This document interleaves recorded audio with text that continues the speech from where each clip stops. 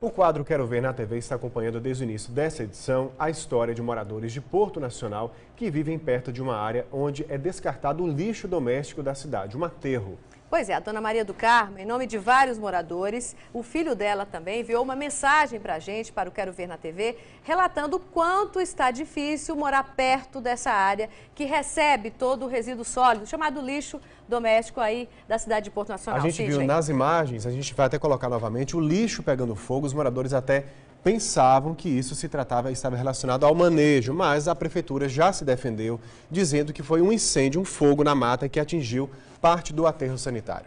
Pois é, eles reclamam da presença de moscas, a gente vê aí que é difícil mesmo para quem mora lá perto fazer o almoço, fazer o jantar, as moscas chegam e aí ocupam o espaço. À noite, eles dizem que é difícil por causa dessa fumaça, o fogo já dura alguns dias. A prefeitura disse que em até 15 dias vai resolver esse problema do incêndio que atingiu o aterro. E a gente vai perguntar, é aterro ou é lixão? Vamos entender o que cada estrutura dessas deve conter. A gente vai começar com Aurélio Picanço, que é professor da Universidade Federal do Tocantins, pesquisador dessa área. Professor, muito obrigado pela presença aqui e para ajudar os moradores a entenderem, de fato, a diferença do lixão e do aterro sanitário. Boa tarde.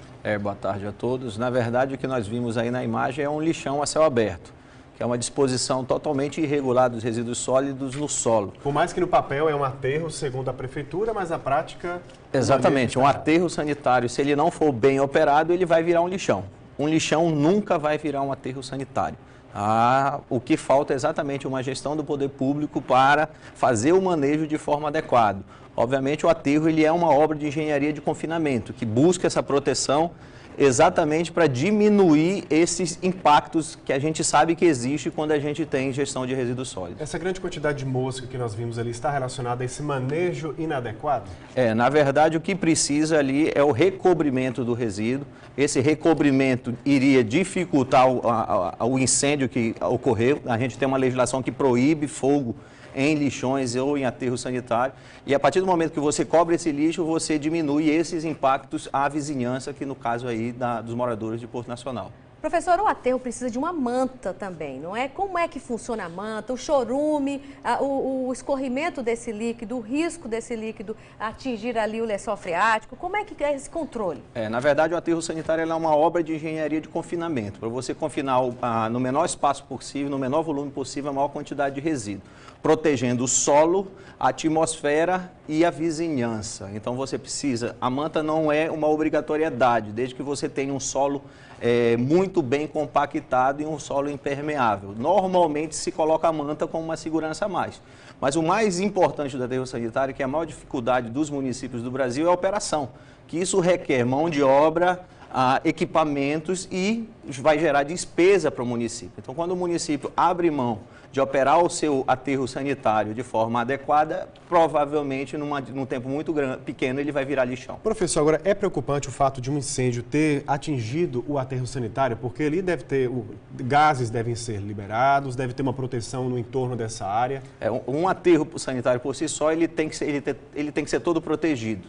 Exatamente para você evitar a entrada de pessoas e evitar também esses riscos que podem vir a acontecer.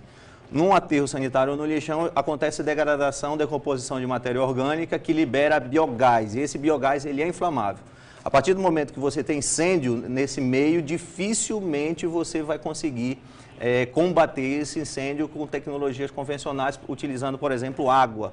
Você vai ter que cobrir todo esse resíduo para apagar por abafamento. O Naturatis nos informou que o aterro sanitário de Porto Nacional está em fase de licença definitiva. Hoje ele opera com licença provisória. Na sua opinião, ele tem condições de receber a licença definitiva? Na verdade, Porto Nacional ele teve um aterro que foi projetado, inclusive premiado nacionalmente, só que esse aterro, na minha informação que eu tenho, ele nunca entrou em operação. O lixão é ao lado dessa área, dessas valas do aterro, exatamente porque ele nunca tinha conseguido a licença de operação. Então a prefeitura vai ter que fazer todos os ajustes necessários novamente, se possível, talvez construir uma nova vala que garanta essa proteção no solo e garanta uma gestão adequada. para conseguir a licença de operação. Só vai realmente funcionar quando o Naturatins liberar essa licença. Professor, e para a gente fechar o nosso bate-papo, a nossa conversa, já não era para existir mais lixões, né? De acordo com a legislação. Na verdade, nós tivemos aí o encerramento de um prazo agora, dia 2 de agosto de 2014, da Política Nacional de Resíduos Sólidos, mas o encerramento de lixão ele é uma legislação bem antiga. Desde a Lei de Crimes Ambientais é proibido ter lixão no Brasil. Hoje o que nós queremos é que os municípios façam a gestão adequada, tenham uma área de disposição ambientalmente adequada, que a legislação prega que não pode mais ser em lixão. Mas, lamentavelmente, esse prazo não foi cumprido e a gente ainda tem uma grande quantidade de lixões no Brasil, principalmente aqui na região norte, centro-oeste e nordeste. Tá certo. A gente agradece, então, os esclarecimentos, a presença do professor Aurélio Picanço, da Universidade Federal do Tocantins. Estamos à disposição. Obrigado.